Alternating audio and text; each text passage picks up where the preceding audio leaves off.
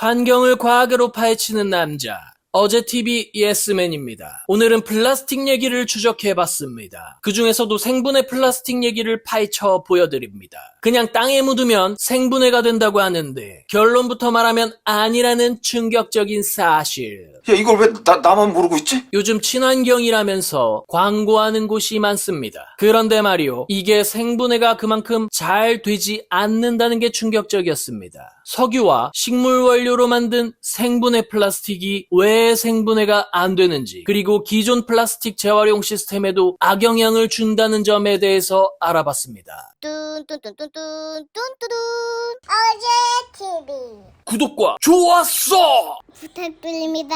일단 생분해 플라스틱은 화석연료계와 바이오매스계가 있습니다. 여기서 첫 번째 의문, 화석연료계, 그러니까 석유로부터 만들어진 플라스틱도 생분해가 된다고 해서 의문이 들었습니다. 간단히 말하면 기존 플라스틱 원료에 각종 첨가제를 넣어 만드는데 열과 자외선으로 1차 산화분해가 이루어지면서 잘게 쪼개지고 미생물에 의해 2차 분해가 진행된다고 합니다. 그래서 산화생분해 플라스틱이라고 불립니다. 하지만 실제로는 1차 산화분해만 이루어지고 최종 2차 분해는 쉽게 되지 않는다고 합니다. 미세 플라스틱으로 남는 거죠. 그래서 유럽연합에서는 사용을 금지하고 있습니다. 그렇지만 아직 우리나라에서는 산화생분해라는 타이틀을 걸고 일회용품이 판매되고 있다는 점을 알게 됐습니다.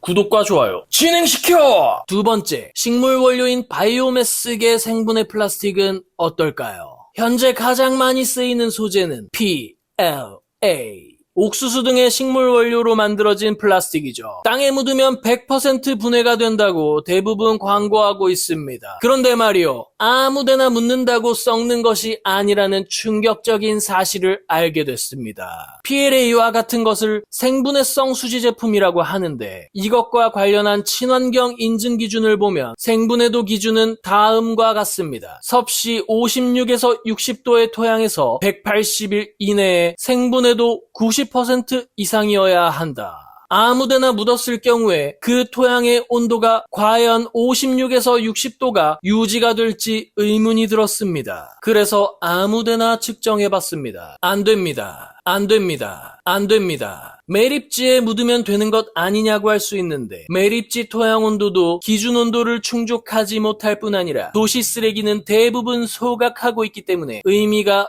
없습니다.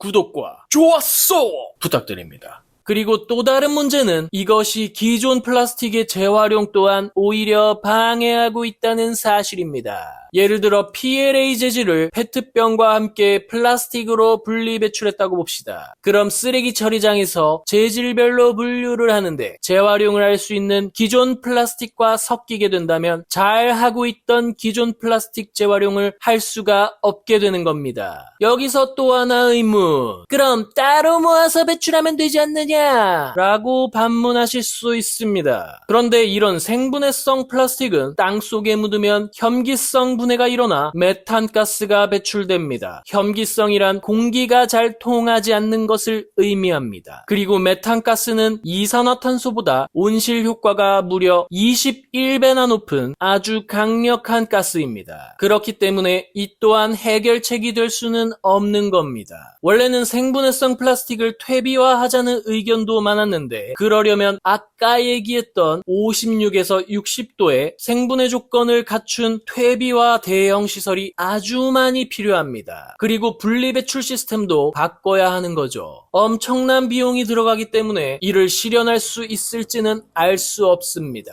내세금, 당연히 기존 플라스틱보다는 훨씬 좋은 것은 맞습니다. 하지만 아직 해결해야 할 문제가 있다는 것을 알고 해결책을 다 같이 고민하고 노력해야 한다고 생각합니다. 지금 우리 일반 국민이 할 수 있는 것은 일회용품 사용을 줄이고 플라스틱 제품 분리 배출, 그리고 아더 표기의 재활용이 어려운 복합재질 또는 여러 색깔이 섞인 제품이 아닌 PE, PP, PS 등의 단일 재질, 투명 또는 흰색과 같은 단일 색상 제품을 사용하여 재활용률을 높이는 것이 현재 실천할 수 있는 최선이라고 생각합니다.